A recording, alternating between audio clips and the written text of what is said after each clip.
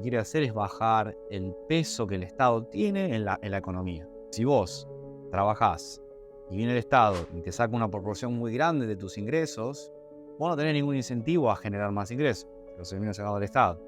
Ahora, si el Estado deja de sacarte tanto ingreso y vos tenés un excedente, podés empezar a invertir. Generar ideas es lo que genera crecimiento a largo plazo. Entonces vos no podés tener un Estado que captura demasiados recursos y pone un peso muy grande en las empresas y en los ciudadanos que desincentiva la generación de ideas. Eso lo único que te genera es no crecimiento. ¿Y cómo es lo que está haciendo el nuevo gobierno, las medidas que está tomando, el plan también a mediano plazo para todo esto? Creo que, para ponerlo muy simple, lo que quiere hacer es bajar el peso que el Estado tiene en la economía, sobre todo en las empresas y en los ciudadanos.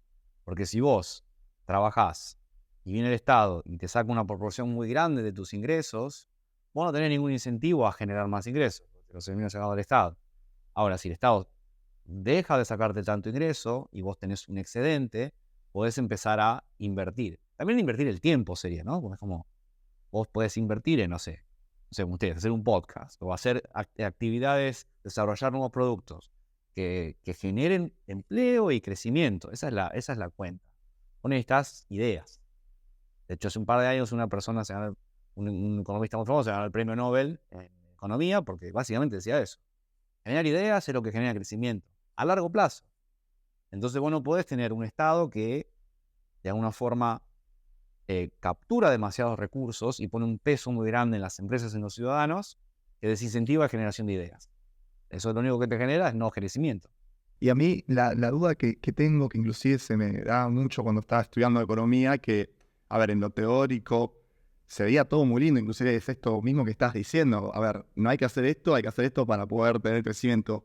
Y después cuando llegas a la práctica, por lo menos acá en un país como es Argentina, ¿por qué es que no sucede? ¿Por qué es que inclusive, no sé, los impuestos, que es tanto el pedazo de la torta que te llevan? ¿Qué se lleva a todas esas medidas? Sí, ahí es complicado porque en general uno piensa que si el Estado sube los impuestos es porque lo necesita para gastarlo. Entonces en realidad el mal es el gasto, no tanto los impuestos. Los impuestos son para financiar gasto. Entonces creo que ahí cuando uno decide en qué gastar en el Estado es complicado porque entiendo que hay muchas cosas, que hay muchas necesidades que por ahí el Estado puede llegar a cumplir un rol, pero a veces la financiación de ese gasto es más complicada que el problema en sí. Entonces, yo siempre le digo a mis alumnos, es como que muchas veces el déficit o el gasto público puede ser bueno o malo dependiendo de qué se haga. Si vos lo haces y genera crecimiento, puede ser bueno. Si vos lo usás para resolver alguna crisis, puede ser bueno. Pero si lo usás de forma constante y genera problemas de financiación, que básicamente es subir los impuestos y como básicamente atacar al sistema privado, es complicado. No fue una buena solución en el fondo. Claro, ahí esto machea con lo que dijiste para mí una palabra clave en la economía, que son los incentivos. O sea, cuando me subí los impuestos me sacaron los incentivos a un montón de cosas. Y a mí me genera mucha curiosidad, tanto a nivel micro como a la macro, cómo es el tema de la generación de riqueza y por qué existen ricos y por qué existen pobres. Creo que esto de los incentivos es algo que me explica bastante, y esto que vos hablabas de las ideas, de la productividad, por ahí viene un poco lo de la generación de la riqueza, pero sigo con la curiosidad de, ¿siempre existe pobreza en un país? Vos por ahí que estás un poco en la academia, ¿qué se ve de eso? Creo que los países desarrollados como que de alguna forma eliminaron la pobreza porque generaron incentivos suficientemente altos para que cualquier persona trabajando y emprendiendo supere la pobreza.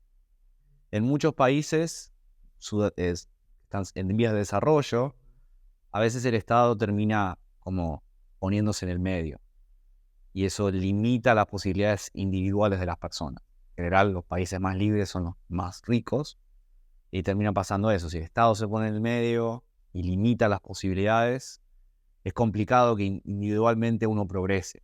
Entonces, ahí hay algunos problemas. Entonces, en general, lo que la teoría trata de defender es que el Estado se meta menos en el medio, para que individualmente la gente progrese. Claro, es como esta frase, no le des el pescado de la caña, ¿no? Sí, más de... Claro.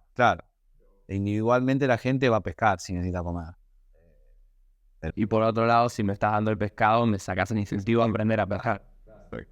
O si en realidad te cobro un montón de impuestos, y básicamente te digo, vos pescaste 4, dame 3, no pescas nunca más.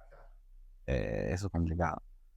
Y creo que la ciencia económica esto lo viene medio un poco defendiendo de hace 300 años.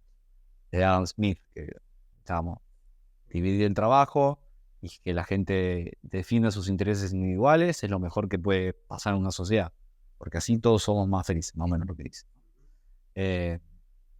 Después, no sé, otra pregunta que es complicada, un poco la desigualdad del ingreso. A veces pasa que en ciertos países desarrollados hay un poco mucha desigualdad en algunos casos, entonces los gobiernos tratan de como nivelarlo eso.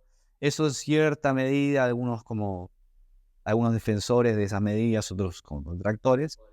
Pero, y porque a veces uno piensa que si un país es muy desigual, puede llegar a ser que haya conflictos sociales también, en donde, no sé, la gente que es muy pobre, que no tiene mucho ingreso, medio como que puede, no sé, generar problemas políticos y qué sé yo. Entonces una sociedad un poco más igualitaria, de una forma, podría ser mejor en el sentido de crecimiento. Pero bueno, eso es como que depende de quién le pregunte. Y eso también se haría vía impuestos. Sí, puede ser por impuestos o por programas sociales, o la educación y la salud son grandes como redistribuidores de ingresos, porque si vos no podés ir a un colegio, el colegio público, bueno, qué sé yo. Entonces, pues, en Estados Unidos se está armando un poco de lío con eso, con la salud y la educación, porque comparado con Europa, que hay muchos sistemas públicos, donde la gente puede ir a una universidad pública, a un hospital público, en Estados Unidos no. Y entonces, por eso digo lo de la desigualdad, porque es como, bueno, no es tanto un problema de pobreza, porque no hay tantos pobres, es un problema de desigualdad.